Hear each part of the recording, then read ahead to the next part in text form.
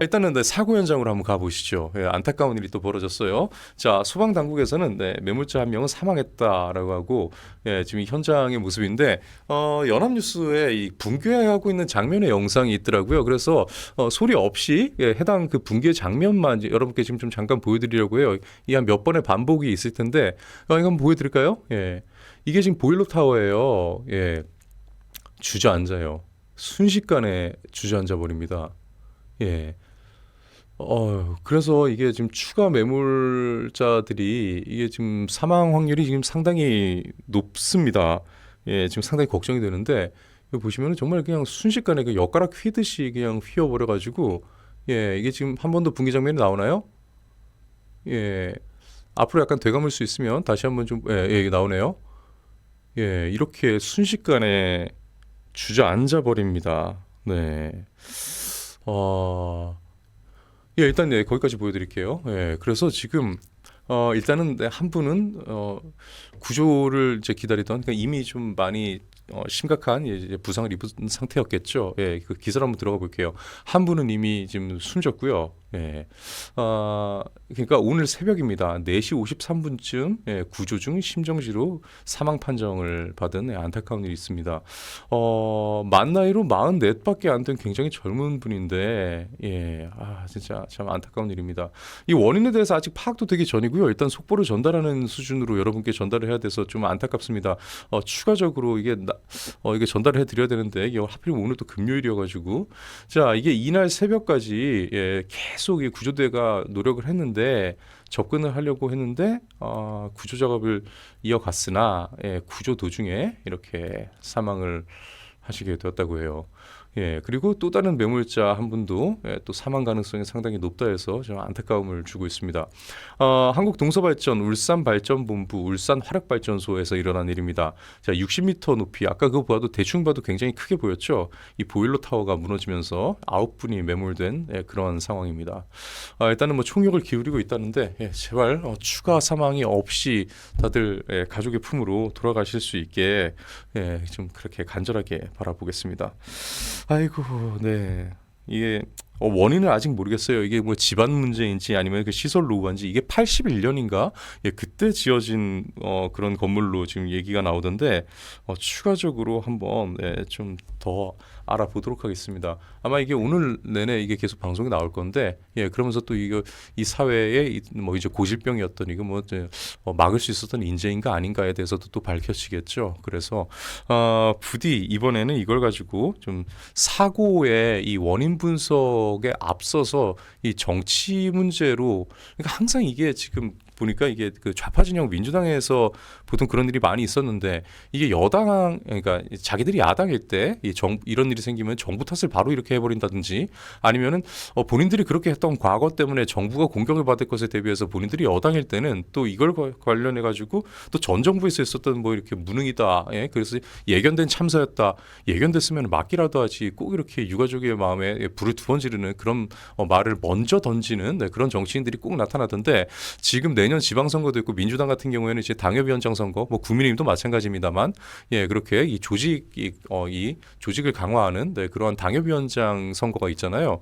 그런 과정에서 이 튀고 싶은 본인의 좀 이렇게 입지를 올려야 되는 사람들이 이 국민들을 우선하지 않고 예, 본인들의 정치적인 예, 이득 관계를 우선해 가지고 이렇게 사회에 또 이렇게 무리를 일으키는 일은 없어야 될 것 같습니다. 예, 참 예, 시작부터 예, 좀 새벽 사이에 또 안타까운 일이 벌어져 가지고요. 네. 자, 그리고 별들이 갑자기 우수수 떨어집니다. 예, 합동참모본부에서 일어난 일입니다. 자, 우리나라는 이제 육해공군 이렇게 3군 편제죠. 예, 그래서 해병대 같은 경우에는 4군이 아니라 이 해군 산하에 있어서 육해공 3군 편제로 이렇게 있는데 전쟁에서 할 때는 전쟁이 터지면은 이 육해공이 따로 싸울 수가 없잖아요. 그래서 그 통합으로 컨트롤하는 곳이 합동참모본부인데 이 합참의장 포스타입니다.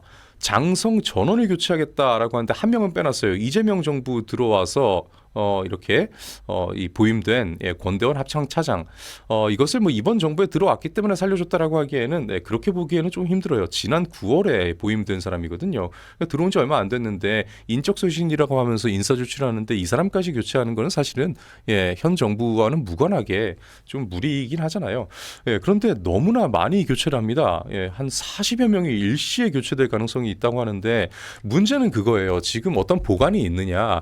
예를 들어서 지금 가장 큰 공백이 이번에 외교 공백이 여실히 드러났잖아요. 지난번에 조지아주 사태에서도 그 해당 지역의 영사가 없어가지고 인근 영사가 와서 거기에서 이제 어떤 상황인지 막 그때 챙겨야 되는 그런 일도 벌어졌는데 전 세계적으로 보면 윤 정부 때 나갔던 그러한 수많은 외교관들, 이 대사들 이런 사람들을 읽어야 다 이렇게 불러들이면서 전 정부 사람들이잖아 다 들어오라 그래 이렇게 해놓고 거기 텅 비어 있는데 그럼 빨리 채워 넣기라도 하지. 보통은 채워 넣을 사람을 보내놓고 인수인계 과정을 거치면서 이렇게 오잖아요.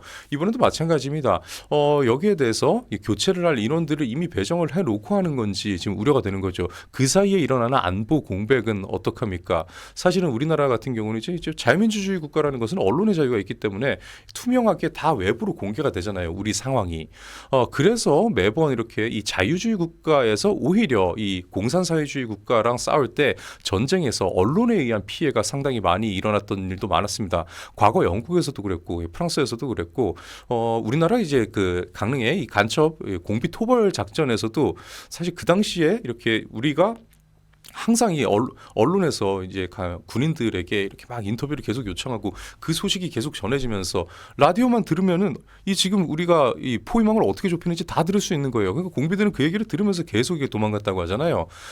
그리고 이제 다른 과거의 전쟁에서는 그런 식으로 외부에 알려진 이런 내용들이 너무 많다 보니까 그쪽으로 폭격을 가하거나 아니면은 미리 자리를 옮겨서 도망을 치거나 이런 식으로 전쟁이 굉장히 불리하게 하는 일이 많았는데 그러다 보니까 우려가 되는 부분이 있죠. 이렇게 40여 명이 합동참모본부라는 곳이 대거 갑자기 텅 비는 이런 순간이 지금 이렇게 다 외부에 공개가 되고 있잖아요. 그럼 우리의 적국이나 우리의 이 적성국 국가들에서는 이 틈을 타가지고 어떠한 작전을 벌일지 어떻게 우리를 위협할지 이런 부분도 같이 걱정을 해봐야 되겠습니다.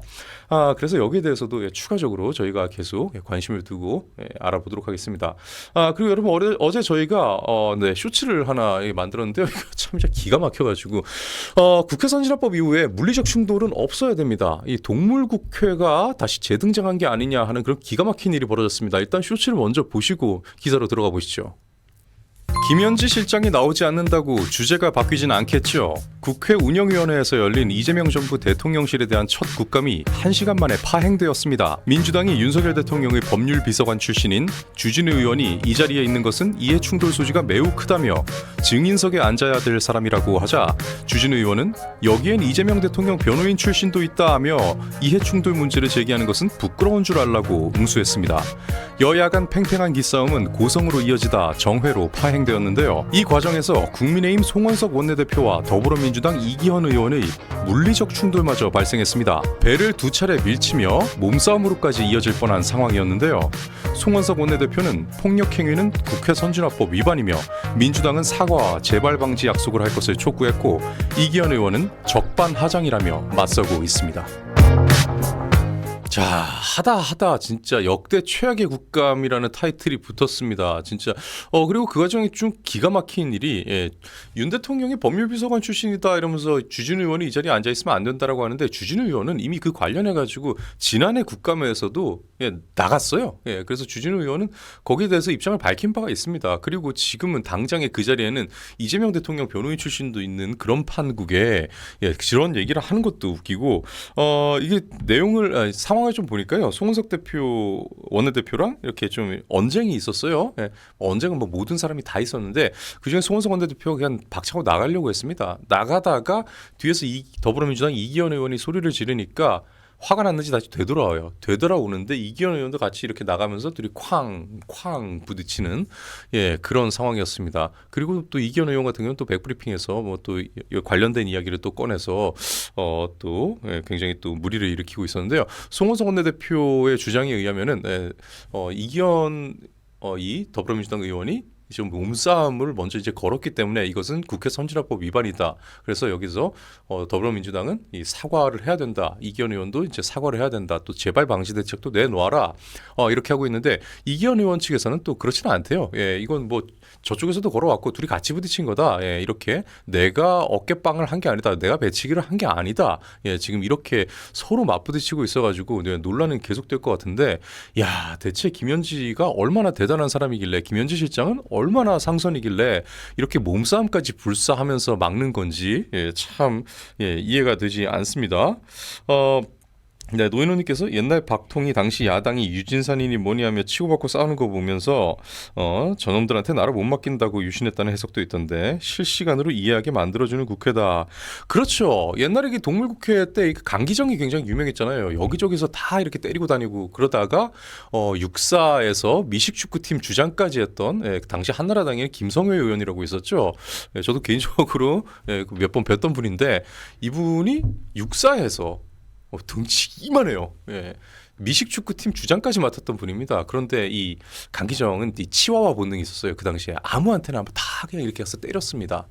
그 당시엔 좀 심각했죠. 민주당의 최재성 의원 지금은 이제 정치 의원 생활은 안 하고 있지만 그 국회 경내에 여기 이 정경들인가요? 막 머리를 발로 밟고요. 막 뭐 난리도 아니었습니다. 옛날엔 좀 심했잖아요. 그런데 김성애 의원한테 이렇게 때리니까 김성애 의원이 한 대 딱 맞자마자 바로 이렇게 쾅 이렇게 꽂았습니다. 정말 꽂았어요. 그냥 바로 이렇게 맞고 이제 깨갱하는 그런 모습을 보인 바가 있었는데 오랜만에 그런 모습을 이제 다시 본 것 같아요. 그래서 저도 이거 다 보면서 이거 참 기가 막혔습니다. 이거 사진 한번 보세요.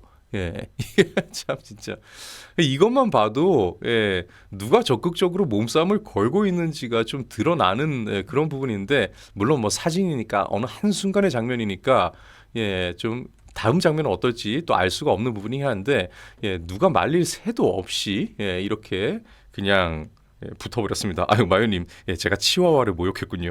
죄송합니다. 네. 그렇네요. 지금 이렇게 우리나라의 정치 상황이 이렇게까지 왔습니다. 자, 2025년 국감은 그래서 또 하나의 최악의 국감이라는 레코드를 또 쓰게 됐습니다. 이런 와중에 그럼 일은 잘했는가? 그럴 리가 없죠. 자, 위헌 판결을 이미 받은 대북전단금지법인데요. 자, 김여정 하명법이라 했잖아요. 김여정이 길길이 날뛰면서 그 뭐 하는 거야? 그만 좀 보내!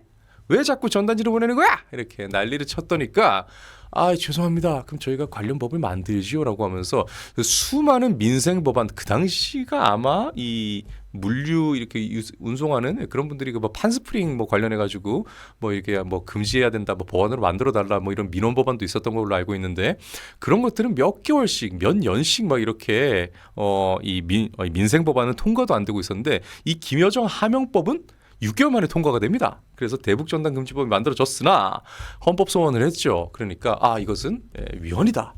위헌 판결을 받아가지고 이 대북전단금지법은 없어지게 됩니다. 그런데 이것을 다시 부활시킨 거죠. 여당 주도로 법사위를 통과를 했습니다.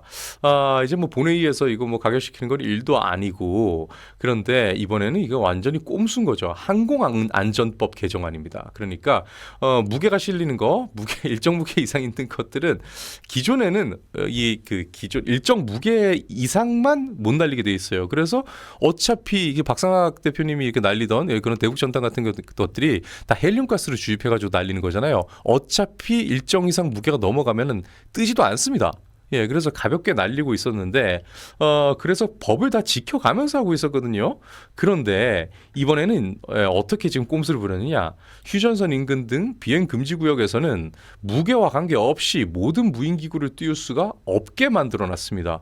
그래서 이걸 어길 시 1년 이하의 징역이나 1,000만 원 이하의 벌금형에 처할 수 있다. 참 이번 정부 참 이게 웃긴 게 자국민에 대해서, 그러니까 상대 다른 나라를 위해서 자국민을 징역을 보내거나 벌금형을 물리는 것에 대해 아주 그냥 아무렇지도 않게 생각을 해요. 오히려 적극적으로 지금 이런 거를 권장을 하고 자기들이 만들고 있습니다. 정말 이게 어느 나라를 위한 이 국회인지, 어느 나라를 위한 정치인들인지 도저히 이해가 안 가요. 지금 너무나 지금 쎄하죠. 이게 글로벌 국가라서 좋은 점도 있지만 진짜 나쁜 점이, 왜 우리나라 사람들이 이제 외국의 난민이나 아니면은 외국인들을 받아들이는 것에 있어서 굉장히 이제 좀 싫어하고 그런 뭐 이렇게 좀 불편해하거나 아니면 불안해하는 부분이 뭐겠습니까? 그 나라 사람들이 와서 나 이제 대한민국 사람 됐어. 이제 대한민국 위해서 할 거야. 이렇게 사는 게 아니기 때문이죠. 여기 왔는데 좋긴 좋네라고 하는데 와서 자기들이 심지어 그 나라가 싫어가지고 온 사람조차 그 나라화 시켜버린다는 게 문제입니다. 그래서 지금 여기 특히나 이제 이 특정 국가가 대표적인 예죠. 예. 뭐 일본 같은 나라가 와서 그러지는 않으니까. 예. 이제는 이 대북전단은 풍선에 넣어서 전파하는 방식이 이제 아예 안 됩니다. 무게와 관계없이 못 날리게 해놨어요. 이거 보시면은 이런 것들 가서 그냥 이 풍선이 이 헬륨이 역할을 다하거나 아니면 펑 터져버리거나 그래서 이게 그냥 내려가 버리면은 이렇게 해서 알리는 이 정도도 하지 못하게 만든다라는 거예요. 그런데 헌법상 우리 대한민국 국민들이잖아요. 지금 북한 이 김씨 정권이라는 이 테러 집단에 지금 억류가 되어 있는 그럼 거기에 대해서 우리가 이 사람들의 인권을 빨리 보호하고 이 사람들의 자유를 되찾아주기 위해서 노력을 해야 되는 게 우리 정부가 할 일인데 이 진실에 대해서 알리려고 하는데 이런 움직임까지 다 막아버리니까 게다가 처벌을 하겠다라고 하니까 기가 막힐 수밖에 없는 상황입니다. 자, 계속 한번 가보겠습니다. 지금 주한미군 이 전력을 현재만큼 한다. 지금 25,000명 정도 되죠. 예. 현재 전력 수준에 유지시킨다. 이 내용이 지금 빠졌다고 하는데 자, 한미 SEM 성명이라고 있습니다. 네, 여기 한번 들어가 볼게요. 자, 한미 국방 당국 간의 최고위급 협의체입니다. 이 안보협의회의 이걸 SEM이라고 하는데 이 안보협의회의 SEM 공동성명에 대한민국 방어태세를 갖추기 위해 주한미군을 지속적으로 유지한다라고 표현이 됐다고 합니다. 지속적 유지. 그러니까 지난해 SEM 공동성명과 비교해보면 이렇게 달라요. 지난해에는 주한미군의 현재 전력 수준을 지속적으로 유지한다. 뭐가 달라졌나요? 현재 전력 수준 이게 달라졌죠. 지속적으로 유지를 하는데 뭘 어떻게가 빠진 거예요. 예, 현재 전력 수준으로 유지한다. 이게 지금 빠진 거죠. 그러니까 지금 우려가 되는 거는 향후에 주한미군 감축을 하거나 아니면 전략적 유연성이라는 것은 지금 주둔하고 있는 이 주한미군의 인원을 뭐 괌이나 이런 데로 이렇게 아니면 뭐 대만이나 이런 데로 지금 빼가지고 운용을 할 이걸 전략적 유연성이라고 지금 이야기하잖아요. 예, 전략적 유연성 확대 가능성을 열어놓은 것이다. 이러한 해석과 우려가 드는 거죠. 그래서 지금 이게 결국 이 지금 우려가 되는 건데 2008년부터 2019년 그러니까 문재인 정부 때까지 이게 문재인 정부 직전에 이렇게 명시가 되다가 2020년 문재인 정부 때 SEM 성명에서 12년 만에 이게 빠졌어요. 왜 빠졌는가? 도널드 트럼프 행정부 일기였잖아요. 이때 그 방위비 분담금 증액 압박한다 이러면서 이 문구를 빼버린 거예요. 야 우리 까딱하면 우리 인원 빼 이러면서 그 문재인 정부 그 당시에도 이제 이 정치적 리스크였습니다. 그런데 조 바이든 정부 들어와서 이게 윤석열 정부 되니까 이걸 다시 주한미군 현 수준 유지라는 조항을 문구를 부활을 시켰습니다. 그리고 나서 트럼프 대통령이 복귀하면서 다시 이 재점화되는 감축 우려죠. 그래서 일단은 여기에 대해서 우려를 할 부분에 대해서 우리가 또 너무 과한 우려를 하지는 않아도 되지 않겠습니까? 어떤 상황이냐? 자, 대한민국 방어태세를 유지한다라는 조항은 멀쩡히 붙어 있기 때문에 양과 상관없이 질적인 부분은 유지하겠다 이런 얘기도 있고 또 지난달에 그래도 괜찮은 좋은 일이 있었잖아요.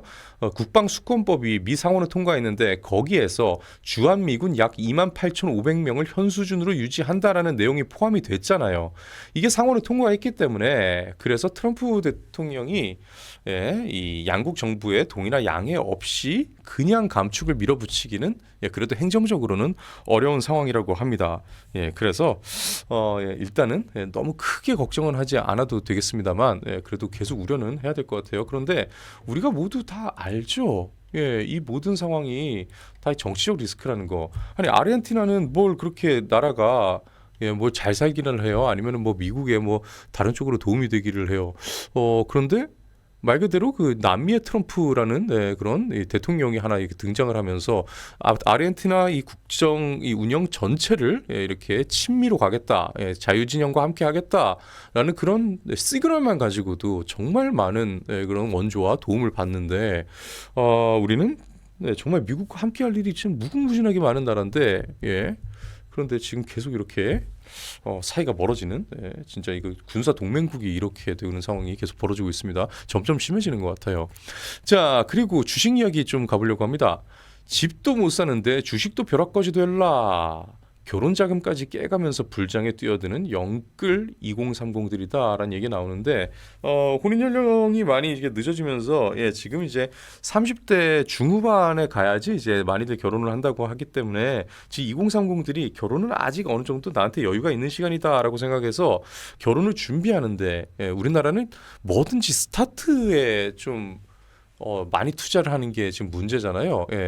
대학 같은 경우도 일단 입학이 지금 가장 중요하고 들어가가지고는 뭐 공부도 제대로 안 하고 논다 이런 얘기 비판도 많이 있지만 운동을 하거나 취미를 할 때도 우리나라 사람들이 많이 지금 온라인에서 비판받는 게 뭐예요? 제가 진짜 저도 마라톤을 꽤 오래 한 사람인데 마라톤을 시작하면서부터 완전히 초보자가 뭐 1km를 뭐 5분에도 못 들어오는 그런 사람들이 심지어 뭐 일단 뭐 카보나를 신는다든지 아니면 뭔가 풀 장비를 다 세팅을 합니다. 일단 모든 취미를 시작할 때 돈이 한 100 이상은 그냥 기본적으로 팡팡 깨지고 시작을 합니다. 본인이 이게 준비가 되지 않았는데도 불구하고요. 그러니까 점진적으로 즐기면서 이렇게 나아가는 게 없죠. 근데 결혼이 그 대표적인 예죠. 그러니까 이제 과거 어른들 이제 산업화 세대의 어른들한테 좀 이제 많이 좀 배우면 좋겠다라는 그런 생각이 드는데 좀 그런 문화가 다시 돌아오면 좋겠다라는 생각이 드는데 진짜 작게 시작해가지고 좀 늘려가는 그런 재미도 그렇게 하는 게 당연하다. 사실 그렇잖아요. 이제 뭐 젊은 층들이 뭐 이렇게 윗세대로부터 부모님으로부터 물려받지 않았다면 불가능한 일이니까. 그런데 우리나라는 유독 결혼 시작할 때부터 자가 아파트가 있어야 되고 그것도 서울권에 있어야 되고 신혼 가전은 다 신제품이어야 되고 그것도 다 이렇게 저기 이렇게 높은 라인에 있는 그런 고급 제품들 뭐 차도 있어야 되고 그렇게 시작에 좀 많이 목을 매는데 그러다 보니까 이러한 그런 무한 출혈 경쟁에서 결혼 자금을 좀 많이 만들어놔야 된다라는 압박감이 현실적으로 있습니다. 저도 사실은 있었는데 정말 능력이 안 돼가지고 작게 시작을 했어요. 저도 당연히 그런 압박감은 가지고 있었습니다. 그런데 집도 못 사는데 주식도 벼락거지 될라 하면서 지금 겁이 나가지고 주식시장으로 다들 뛰어들고 있어요. 앞서서 제가 이 구축형 성장이다 이렇게 표현한 바가 있었죠. 그러니까 이제 구축 막 몰아낸다는 거예요. 다들 쫓겨서 가는 거예요. 그래서 개인적으로 벼락거지라는 표현을 그렇게 좋아하지는 않습니다. 벼락거지는 내가 진짜 거지가 된 건 아니에요. 근데 주변 사람들이 이제 부자가 되면서 갑자기 나만 거지가 된 것 같아 이런 상대적 박탈감이 들어가 있는 그런 표현인데 결국 비교를 하지 않으면 크게 일어나지 않는 그러한 문제이긴 한데 어찌됐건 간에 도덕적인 얘기는 이쯤 하겠습니다. 현실을 봐야죠. 현실적으로 이런 게 다 문제가 되고 있는 상황입니다. 그런데 집도 지금 이제는 못 사요. 진짜 못 사게 만들어 놨습니다. 특히나 2030들 못 삽니다. 이런 상황에서 주식마저도 내가 뛰어들지 않으면 안 돼. 이러니까 급하게 뛰어드는 거예요. 근데 주식이라는 곳이 얼마나 어묵한 곳입니까? 먼저 많이 공부를 하고 소액부터 시작하고 남는 돈부터 하다가 이렇게 조금씩 늘려가 보면서 내 지식만큼 이게 같이 투자금이 같이 늘어나야 되는 게 정석이라고는 하나 어느 누구도 그렇게는 안 하죠. 그런데 어르신들이야 이제 그동안에 살면서 들어온 많은 경험들이나 주변의 인맥들도 있어서 그게 그나마 리스크가 상쇄가 될 수 있는 요건들이 많은데 이 젊은 층들은 전문가 유튜브 채널 외에는 사실은 없어요. 그러다 보니까 살아온 이 경험상 현명하게 아니면은 좀 내가 좀 감정적으로 좀 이렇게 흥분하지 않고 좀 차분하게 할 수 있는 그러한 경험마저도 부족한 상황이다 보니까 아무래도 좀 여기서 실수가 많이 일어난대요. 그런데 자 그러면은 청년들이 그럼 무작정 그렇게 알지도 못하면서 주식에 들어가는 걸 비판해야 되느냐? 그들은 누가 그리로 몰았는가? 우리는 거기에 대해서 좀 책임감 있는 그런 시각으로 좀 들어가 볼 필요가 있겠죠. 부동산의 급등으로 청년들이 좌절을 합니다. 야 이제는 나는 작은 집이라도 좀 욕심 내려놓고 시작해보려 했더니까 그나마도 없네. 월세로라도 시작해보려 했는데 월세는 또 왜 이렇게 비싸진 거야? 아니 내가 언제 집 산다 했어? 전세라도 가보려 했는데 전세가 없네? 야, 그럼 나는 사회 시작하자마자 이 신혼의 단꿈으로 퇴근하고 나가지고 이제 아내와 달달한 이 저녁 시간을 보내고 싶은데 이거 뭐야? 출퇴근만 지금 4시간이 걸리게 생겼잖아. 이런 우려가 생기죠. 그래서 결국은 이 청년들이 많이 좌절을 합니다. 주식시장은 계속 연일 불장이라면서 대통령도 이 주식시장을 계속 끌어올리겠다라고 이야기를 하고 있죠. 대체 뭐 때문에 주식시장이 오르는지 알 수는 없는데 끌어올리겠다잖아요. 그러니까 너도 나도 주식시장 투자 열기에 우리가 그렇죠. 이 SNS 같은 거에 올릴 때는 우리의 비참한 삶을 잘 올리지는 않습니다. 예. 그런데 다들 이제 내 삶의 가장 하이라이트 부분을 올리게 되죠. 그저 그런 영화도 하이라이트만 편집해서 요약해 놓으면 굉장히 재밌는 영화인 것처럼 바뀌게 되는 게 이 하이라이트의 마법입니다. 그런데 주변에서는 다들 이번에 주식이 올라가지고 내가 나 자신에게 선물을 뭘 했다. 얼마가 올라서 나는 너무 기쁘다. 이런 얘기 보다 보면은 엄청나게 불안하게 마련이거든요. 그렇기 때문에 신용대출을 받고 마이너스 통장 계산하는 건 기본이고요. 예, 그리고 청약 별따기 이 계좌까지 깨고 주식으로 다 들어간다고 합니다. 무주택 청년들이 마지막 몸부림을 펼치고 있다고 하는데요. 이런 과정에 최근에 4,200선까지 올라갔던 이 코스피가 3,900선이 무너지고 삼성전자도 11만 전자까지 갔다가 9만 7천까지 한때 떨어지는 등 그런 문제들도 많아가지고 그 과정에서 청년들이 많은 지금 이 불안에 놓이게 되었습니다. 신용대출은 말할 것도 없고 결혼자금으로 받아준 오피스텔까지 팔아서 주식에 투자할 계획이다. 더는 근로소득으로는 안 된다. 투자소득을 해야 된다라고 하는데 결론적으로 이 사람들이 준비가 되어서 아니면 본인의 자연스러운 관심에 의해서 주식시장으로 가는 게 아니라 내 몰리듯 간다라는 게 문제입니다. 우리의 지금 이 주식 주가들의 상승하는 게 다 이런 식으로 올라가고 있어요. 그리고 내부에서는 이게 정부가 이 코스피나 이런 시장의 사이즈를 키우기 위해서 계속 드라이브를 걸고 있다 보니까 이 뭐 자전거래가 돌아가가지고 이게 늘어나는 그런 부분도 조심해야 된다 이런 우려까지 같이 있잖아요. 그런데 이러한 문제들에 대해서 이제 주식시장에 처음 뛰어든 청년들이 과연 대비를 할 수 있을지 아니면 어떤 위험이 있는지나 제대로 인지라도 하고 있는지에 대해서 생각해 보면 아닐 가능성이 높죠. 가뜩이나 지금 이 낀 세대로서 여기저기에서 이게 두들겨 맞고 그렇게 또 윗세대로부터 또 이렇게 많이 좀 정치적인 부분 아니면은 또 문화적인 부분에 있어서도 많이 갈등을 겪고 있는 지금 2030 세대들 게다가 이제 그 전 정부죠. 갈라치기에 의해 가지고 결혼하기에도 남녀 갈등까지도 굉장히 좀 심각해지고 그런 문제들에 놓여 있는 2030 청년들이 또 많은 피해를 입지 않도록 좀 조심하셔야 될 것 같습니다. 이 내용을 보여드릴게요. 자, 최근 3개월 증권사에서 돈을 빌려 주식을 산 뒤 갚지 않은 금액이 최근 3개월만 토탈해 보니까 25조 8,224억이래요. 그러니까 얼마나 많은 돈이 지금 주식시장에 몰려 있는지 알 수 있게 됐죠. 코인 이후로 또 이제 주식도 그렇고 근데 그 주식에서도 지금 제2의 튤립 사태가 아니냐라고 지금 뭐 우려를 낳고 있는 그 AI 관련주들 문제 이번에 그게 지금 미국에서 문제가 돼가지고 우리나라도 코스피가 무너지고 그런 일이 있었잖아요. 그렇게 주권백타님의 우려처럼 땀의 가치를 없애버리는 일확천금의 시대다라고 하는 것처럼 이렇게 흘러가서는 안 되겠습니다. 상당히 좀 우려가 되네요.